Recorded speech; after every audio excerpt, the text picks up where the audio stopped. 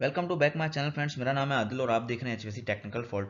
आज की इस वीडियो में मैं आप लोगों को उन सारे सवालों का जवाब दूंगा जो कि आप लोगों ने मुझे कमेंट करके पूछा था। काफ़ी सारे लोगों ने मुझसे कमेंट करके पूछा था कि एसी को किस तरीके से मेंटेन किया जाता है। किसी ने पूछा था कि सीएफएम जो है 1 टन में कितना होता है।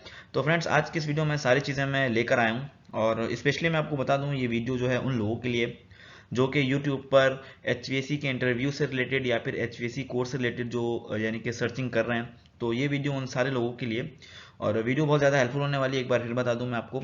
तो वीडियो को स्टार्ट करते हैं। सबसे पहला टॉपिक मुझसे एक फ्रेंड ने पूछा था कि एसी को किस तरीके से मेंटेन कर सकते हैं।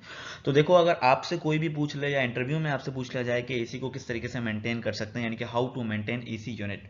तो एसी को मेंटेन करने के लिए हमारे पास कुछ पॉइंट्स होते हैं जो कि मैंने यहाँ पे आप लोगों को मेंशन ऑलरेडी कर दिया है कि देखो मैंने यहाँ लिखा है कि air conditioner maintenance tips to keep your home cool. उस पॉइंट्स में हमारे पास क्या क्या आते हैं अगर आपसे भी कोई पूछ ले तो देख लो कि यहाँ पे लिखा हुआ है inspect and replace your filters. Number दूसरे पे आता है check and clean the condensate drain. Number 3 पे आता है clean your indoor unit. Fourth number पे आता है हमारे पास clear and clean the outdoor unit. And second last आता है check insulation. And last one आता है शेड्यूल एनुअल टून्स अप्स। अभी इसमें क्या है कि मैं आपको बता दूं कि अगर आपसे कोई भी पूछ ले कि यार एसी को मेंटेन करने के लिए हमें क्या क्या चीज़ें करनी पड़ती हैं यानी कि किस तरीके से हम एसी को मेंटेन कर सकते हैं। तो सिंपल सी चीज़ें आपने बताना है कि हमने जो है फिल्टर को इंस्पेक्ट करना है, अगर वो ख़राब है तो उसको रिप्लेस करना है, अगर ठीक है तो जो है उसको वॉश करके वापसी फिक्स करना है।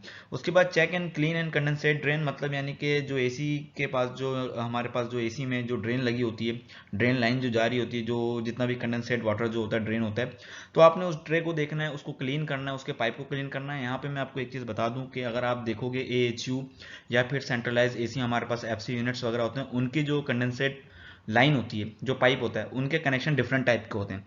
उनमें जो है आपको यू ट्रैप दिखने को मिलेगा। अब यहाँ पे बात आती है यू ट्रैप क्या होता है, किस तरीके से बनाया जाता है और क्यों लगाया जाता है। तो देखो आपको आई बटन पर जो है वीडियो नजर आ रही होगी, जाके क्लिक करके देख लो, आपको सारी चीज़ें पता चल जाएंगी कि यू ट्रैप किस लिए बनाया जाता है, किस तरीके से बनाया जाता है और क्यों लगाया जाता है। तो होपफुली फ्रेंड्स आपको ये जो टॉपिक है आपको क्लियर हो गया होगा कि एसी को मेंटेन करने के लिए आपने जो है उसकी जो है सर्विस करनी पड़ती है। अगर फिल्टर्स खराब है, फिल्टर को जो है आपने रिप्लेस करना है, उसकी क्लीनिंग करनी है, आउटडोर यूनिट को अच्छे से क्लीन करना है। एक चीज़ और मैं आपको यहाँ पे बता दूं कि एसी में जो हमारे पास जो आउटडोर यूनिट होता है उसकी जो कंडेंसर कॉइल होती है आपने उसको अच्छे से क्लीन करनी है। और काफ़ी सारे लोग जो होते हैं वो इंडोर और आउटडोर को जब वो फिक्स कर रहे होते हैं, एसी की इंस्टॉलेशन कर रहे होते हैं, तो याद रखें ये मिस्टेक कभी भी मत करें कि आउटडोर यूनिट जो होता है एसी का यानी कि कंप्रेसर पोर्शन जो होता है, कंडेंसर पोर्शन, उसको आप ऐसी जगह पे रखें जहां पे जो है खुली जगह हो, जहां पे वो आसानी से इनलेट और आउटलेट एयर की कर सके। तो काफ़ी सारे जो लोग होते हैं वो ऐसा नहीं करते हैं, वो ऐसी जगह पे आउटलेट लगा देते हैं जहां पे जो इनलेट और आउटलेट की प्रॉब्लम्स आती है। फर्दर के लिए फिर जो है एसी में कूलिंग का प्रॉब्लम आता है, बाद में फिर कंप्रेसर की भी प्रॉब्लम आ जाती है। अब चलते हैं नेक्स्ट टॉपिक पे। उसके बाद मुझसे एक सवाल पूछा गया था कि व्हाट इज थर्मोस्टेट, थर्मोस्टेट क्या होता है। सबसे पहली चीज ये समझ लो कि थर्मोस्टेट जो होता है ना वो लगाया जाता है टेम्परेचर को कंट्रोल करने के लिए। अब मान लो कि आपके रूम में एक एसी लगा हुआ है और आपने जो है उसको यानी कि उसकी कूलिंग को कंट्रोल करना है कि अगर आपके पास थर्मोस्टेट नहीं होगा तो आप उसको कैसे कंट्रोल करोगे, नहीं कर सकते। तो इसलिए टेम्परेचर को कंट्रोल करने के लिए थर्मोस्टेट लगाया जाता है। अब जैसे कि मैं आपको एक चीज़ यहाँ पे सिंपल से समझा दूं कि आपके पास रूम में थर्मोस्टेट लगा हुआ है, आपने जो है रूम में एसी को थर्मोस्टेट को यानी कि सेट कर दिया 25 पे, और अगर कंप्रेसर चल रहा है और उसने रूम का जो टेम्परेचर है वो 25 को मेंटेन कर दिया, तो थर्मोस्टेट जो है आगे जो कमांड देना बंद कर देगा सेंस करके कि नहीं अभी थर्मोस्टेट को जितना सेट किया गया था उसके हिसाब से कूलिंग हो गई है, और वो कंप्रेसर को स्टॉप कर देगा। उसी तरीके से जब वो कंप्रेसर को स्टॉप कर देगा, आपका जो टेम्परेचर सेट किया हुआ टेम्परेचर यानी कि है थर्मोस्टेट में, वो मेंटेन हो जाएगा। जैसे ही वो दोबारा टेम्परेचर से नीचे आना शुरू होगा, उसके बाद वो दोबारा जो है कंट्रोल देगा कंप्रेसर को, ताकि कंप्रेसर स्टार्ट होकर दोबारा जो है टेम्परेचर को मेंटेन करे। तो थर्मोस्टेट इसलिए लगाया जाता है कि टेम्परेचर को मेंटेन किया जाता है। अब इसको किस तरीके से लगाया जाता है, कहाँ लगाया जाता है, क्या क्या चीज़ें से कंट्रोल की जाती हैं टेम्परेचर के लिए। तो अब देखो पहले मैं यहाँ पे जो है इंग्लिश में मैंने कुछ लाइंस लिखी हैं ताकि आप लोगों से अगर कोई पूछ ले इंटरव्यू में या फिर आपको किसी को भी बताना हो, एक्सप्लेन करना हो, या आपका कोई पेपर हो रहा हो, तो आपने इस वीडियो को देख लेना है, सेव कर लेना है, ताकि आपको उस वक्त भी जरूरत पड़े तो आप लोग देख सको। और क्या क्या वर्ड्स लिखे हैं इसमें आपने सेम वहीं पे वैसे ही कॉपी और पेस्ट करना है। देखो यहाँ पे लिखा है thermostat device to detect temperature changes for the purpose of maintaining the temperature. ठीक है, उसके बाद क्या लिखा हुआ है, of an enclosed area essentially constant in a system includes relay, valve, switch and etc. The thermostat generates signals usually electrical when the temperature exceeds और falls below the desired value. अभी देखो सिंपल सी एक चीज़ ये है कि यार thermostat से हम क्या क्या चीज़ें कंट्रोल कर सकते हैं। अब देखो टेम्परेचर कंट्रोल करने के लिए थर्मोस्टेट से क्या क्या चीज़ें लगी होती हैं आगे। अब हमारे पास एक चिलर प्लांट है, उसके अंदर वाटर चल रहा है, वो एफसीयू के अंदर आ रहा है, उसमें तो कोई कंप्रेसर है नहीं, तो जो थर्मोस्टेट होता है वो कंट्रोल करता है एक्चुएटर को, यानी कि वॉल एक्चुएटर जो लगा होता है जो कि वाटर को फ्लो करना स्टॉप करता है और फ्लो कराता है, उसको हम कहते हैं एक्चुएटर। ऑलरेडी मैंने एक्चुएटर की वीडियो बनाई भी, एक्चुएटर क्या चीज़ होता है, किस तरीके से रिप्लेस करते हैं। देखो अभी आपको आई बटन पर नजर आ रही होगी, जाके देख लेना एक्चुएटर क्या चीज़ होती है, क्लियरली आपको पता चल जाएगा कि यार एक्चुएटर क्या चीज़ होती है, किस तरीके से रिप्लेस करते हैं, ये भी आपको पता चल जाएगा। तो ये जो है अगर चिलर प्लांट है उसमें जो है एक्चुएटर को कंट्रोल करता है, अगर आपके पास डीएक्स यूनिट है तो वो जो है कंप्रेसर को कंट्रोल करता है, अगर आपके पास कोई स्टीम एंड सोना है तो वो वहाँ पे सोलेनॉइड की मदद से जो है उसको कमांड देता है और उस कमांड स्टॉप करता है, जिसकी वजह से जो है टेम्परेचर मेंटेन होता है। लेकिन सारी चीज़ें घूम के एक चीज़ ये आ जाती है कि थर्मोस्टेट जो होता है वो टेम्परेचर को कंट्रोल करने के लिए, उसको मेंटेन करने के लिए टेम्परेचर को जो है लगाया जाता है। उसके बाद चलते हैं आगे नेक्स्ट क्वेश्चन पे। उसके बाद फ्रेंड्स एक और दोस्त था जिसने मुझसे पूछा था कि what is the best temperature for AC. यार देखो यहाँ पे सिंपल सी चीज़ है कि ASHRAE suggest an optimal comfort temperature between 23.5 Celsius and 25.5 Celsius during summers. अगर फॉरेनहाइट में बात करें तो 74.3 फॉरेनहाइट से लेकर 78 फॉरेनहाइट तक के ड्यूरिंग समर के लिए, यानी कि ये बेस्ट टेम्परेचर फॉर एसी के लिए। अब यहाँ पे बात आती है एशराय क्या है, जो नम फर्स्ट जो लिखा हुआ है आपको ASHRAE, एशराय है क्या। ये बेसिक मैं आपको बता दूं, ये यूएसए स्टैंडर्ड है। ये किस इंजीनियर का नाम है, क्या है, ये सारी चीज़ें अगर आपको नहीं पता और जानना चाहते हो, इंटरेस्टेड हो, तो लाजमी कमेंट करो। कमेंट में मैं आपको सारी चीज़ें समझा दूंगा और इसकी फुल फॉर्म क्या है और सब कुछ बता दूंगा मैं आपको। अच्छा, उसके बाद जो नीचे लिखा है setting the thermostat to 24 Celsius, अगर फॉरेनहाइट में बात करें यानी कि 75.2 Fahrenheit, balance comfort and energy efficiency. तो भाई अगर आपसे कोई भी पूछ लेना कि बेस्ट टेम्परेचर फॉर एसी बता दो, तो आपने बताना है 23.5 से लेकर 25.5 सेल्सियस के अंदर अंदर जो है बेस्ट टेम्परेचर फॉर एसी कहलाता है। ये एक स्टैंडर्ड है एशराय की, एज पर एशराय, ठीक है। तो जिन्होंने मुझसे पूछा था भाई देख लो मैंने आपको बता दिया, अगर इसके अलावा भी आपको और कोई कंफ्यूजन है तो लाजमी आप मुझे कमेंट करो, मैं आपको अलग से सेपरेटली बता दूंगा। उसके बाद एक और भाई ने मुझसे क्वेश्चन किया था कि how many CFM per ton, यानी कि एक टन में कितने CFM होते हैं। अब मैं यहाँ पे सबसे पहले आपको बता दूं कि यार CFM की जो फुल फॉर्म होती है वो होती है क्यूबिक फीट पर मिनट होती है, और इसको हम जो है मेजर करते हैं एनेमोमीटर की मदद से। अब बात आती है यहाँ पे कि उसने मुझसे पूछा था कि how many CFM per ton. तो भाई यहाँ पे जो है मैं आपको बता दूं, देखो मैंने नीचे लाइंस में भी लिख दिया है कि there is no exact answer but as a rule of thumb a conventional 1 ton AC system is about 400 CFM of air flow. भाई देखो ये एग्जैक्ट आंसर नहीं है, लेकिन अगर रिसर्च के मुताबिक अगर बात की जाए तो मैक्सिमम आपको 400 CFM जो है ऑफ एयर फ्लो मिलता है। लेकिन however newer more efficiently mini split save fan energy by reducing air flow and using a colder air temperature and using 300 to 350 CFM per ton of cooling.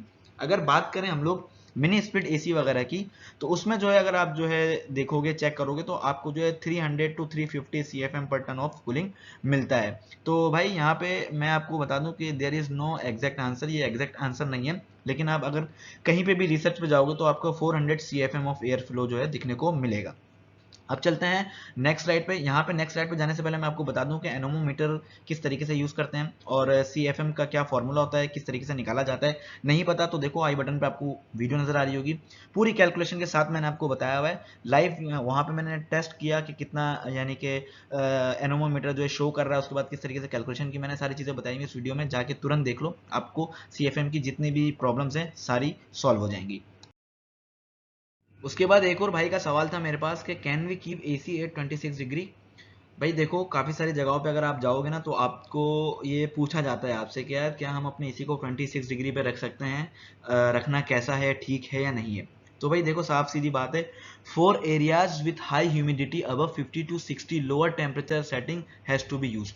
अगर आप जिस area में हो, जिस area में एसी लगा हुआ है, अगर वहां पे जो है 50 या 60% अगर ह्यूमिडिटी है या उससे ज़्यादा है, तो आपको जो है lower temperature setting has to be use. आपको जो है 26 डिग्री सेल्सियस जो है यानी कि आपको वो नहीं जमेगा, आपको जो है उसका जो टेम्परेचर है वो नीचे करना ही पड़ेगा, 21, 22 या 20 पे आपको सेट करना पड़ेगा। लेकिन अगर बात करें आइडियल टेम्परेचर की, तो देखो यहाँ पे क्या लिखा है, ideal temperature setting for AC is 24 to 26 in area in areas where ambient temperature is above 35 degree and humidity is within 50%, as this is the most comfortable temperature for human body. अगर आपसे कोई पूछ लेता है कि यार can we keep AC at 26 degree, अगर कोई आपसे पूछा कि मतलब 26 में मैं सेट कर सकता हूँ या नहीं कर सकता, तो आपने उसको जवाब देना है कि भाई अगर 50-60% से ज्यादा ह्यूमिडिटी है वहां पे, तो आपका जो एसी है उसको 26 पे नहीं जमेगा उसको, यानी कि आपने जो है 22-21 पे सेट करना ही पड़ेगा आपको। लेकिन अगर बात करें कि यार अगर ideal temperature setting for AC वैसे तो जो 24-26 होता है, लेकिन उस एरियाज में यूज किया जाता है 24-26 टेम्परेचर को, जहां पे जो है उसका एम्बिएंट टेम्परेचर जो है 35 से अबव हो, और जो ह्यूमिडिटी हो वो 50% के अंदर अंदर हो। ठीक है, 50% से ज्यादा ना हो। तो अगर 50% के अंदर अंदर आपकी ह्यूमिडिटी है वहां पे और एम्बिएंट टेम्परेचर जो है 35 है, एम्बिएंट टेम्परेचर बोलते हैं उस एरिया को जहां पे आपका एसी लगा हुआ है। ठीक है, अगर वहां पे 35 डिग्री है या 35 सेल्सियस से थोड़ा ऊपर है, तो आप जो है 24-26 सेट कर सकते हो। तो आपने ये उसको आंसर देना है जहां पे 50% ह्यूमिडिटी यानी कि नीचे हो। अगर 50 और 60% से ऊपर हो तो वहां पे 26 डिग्री का जो एसी का सेट पॉइंट है वो नहीं जमेगा। उसके बाद फ्रेंड्स मेरे पास एक और दोस्त था जिसने मुझसे पूछा था कि डक्टलेस मिनी स्प्लिट एसी जो होते हैं हमारे पास, उसके एडवांटेज क्या होते हैं लगाने के। तो उससे पूछा गया था यानी कि इंटरव्यू में, तो वो नहीं बता पाया था। लेकिन यार अगर आपसे कोई भी पूछ ले कि यार जो स्प्लिट एसी होता है मिनी स्प्लिट एसी, उसको हम डक्टलेस भी कहते हैं, अगर उस आपसे पूछ लिया जाए कि उसके लगाने के एडवांटेज क्या होते हैं, तो यार दो लाइनें भी अगर आप बता दोगे ना तो बहुत है। तो सिंपल सी मैंने यहाँ पे नीचे लिख दिया कि advantages of ductless mini splits. भाई क्या होते हैं, सबसे पहला होता है इसका एडवांटेज ये होता है कि it can be installed anywhere easily without a lot of hassles and ductwork. भाई इसको आप कहीं पे भी इंस्टॉल कर सकते हो, इसमें कोई डक्ट की जरूरत नहीं पड़ती। ठीक है, दूसरा क्या फायदा होता है इसका, दूसरा क्या एडवांटेज होता है, it can control the temperature of each room individually. यानी कि इसको हम कंट्रोल कर सकते हैं, इसके टेम्परेचर को कंट्रोल कर सकते हैं इंडिविजुअली तौर पे। मतलब जैसे कि आपके पास एक घर है उसमें 5 रूम है, यानी कि 5 रूम्स हैं उसमें, और सब में जो है आपने स्प्लिट एसी लगाया हुआ, तो सब में आप अब जैसे कि मान लो आपको 2 रूम में एसी नहीं चाहिए तो आप उसको इंडिविजुअली बंद कर सकते हो, जिस रूम में चाहिए तो आप इंडिविजुअली इसको चला सकते हो। लेकिन अगर आप पैकेज यूनिट की बात करें तो यार पैकेज यूनिट में जो है ना आपको इंडिविजुअली कंट्रोल करना थोड़ा मुश्किल होता है। कर तो लेते हो, उसमें जो है सिस्टम क्या होता है अब मैं आपको बताता हूँ। देखो अभी मैं आपको वो भी दिखाऊंगा पैकेज यूनिट। पैकेज यूनिट क्या होता है, वो एक ही होता है जो कि रूफ पे रखा जाता है, और उसको जो है डक्ट की मदद से जो है उसकी कूलिंग को घर के अंदर लेके आते हैं और कमरे में डिवाइड करते हैं ब्रांच बना बना के डक्ट की। उसके बाद जो है फिर आप जब एसी को चलाओगे तो वो हर डक्ट के अंदर जो है ठंडी ठंडी हवा आ रही होती है, तो आप जो है उसको इंडिविजुअली कंट्रोल नहीं कर सकते उस टाइम पे।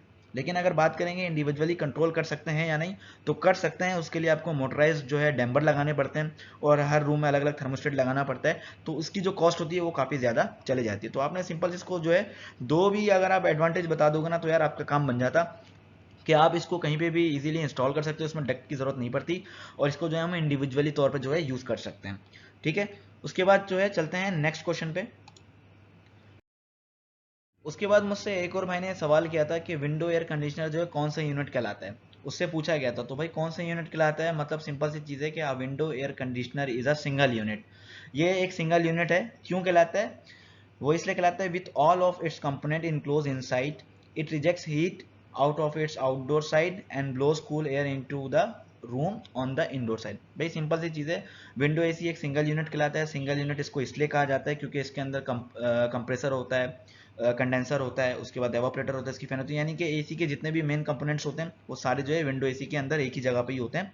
बस ये है कि उसका जो कंडेंसर वाला साइड होता है वो बैक साइड होता है, और जो उसकी कूलिंग वाला पार्ट होता है वो आगे की साइड होता है। एवापोरेटर साइड उसकी आगे होती है जो कि अंदर लगती है, जो विंडो के ऊपर यानी कि जो अंदर आती है, और विंडो के जो बाहर जो जाती है वो आती है कंडेंसर वाली साइड। तो अगर आपसे कोई भी पूछ ले कि विंडो एसी कौन सा यूनिट कहलाता है, तो आपने बताना है कि भाई वो एक सिंगल यूनिट कहलाता है। वो इसलिए कहलाता है क्योंकि उसके अंदर सारे कंपोनेंट्स होते हैं, जो रेफ्रिजरेशन साइकिल के जो 4 कंपोनेंट्स होते हैं वो सब उसी के अंदर ही होते हैं। तो रेफ्रिजरेशन किस तरीके से काम करती है, उसके कितने कंपोनेंट्स होते हैं, कौन कौन से कंपोनेंट्स होते हैं, नहीं पता तो देखो आई बटन पे आपको नजर आ रही होगी वीडियो, जाके तुरंत देख लो, सारी आपको चीज़ें पता चल जाएंगी। अच्छे से उसमें एक्सप्लेन किया हुआ है मैंने रेफ्रिजरेशन साइकिल के बारे में। उसके बाद फ्रेंड्स मैं आपको यहाँ पे बता दूं कि पैकेज एयर कंडीशनर के बारे में जिसने मुझसे पूछा था, उनका मुझे नाम याद नहीं है, लेकिन उस भाई को मैं बता दूं कि भाई देखो पैकेज यूनिट क्या होता है। सबसे पहले तो नीचे देखो मैंने क्या लिखा है, package air conditioners as the name implies are self contained heating and air conditioning units with all of its essential components in case in a single unit।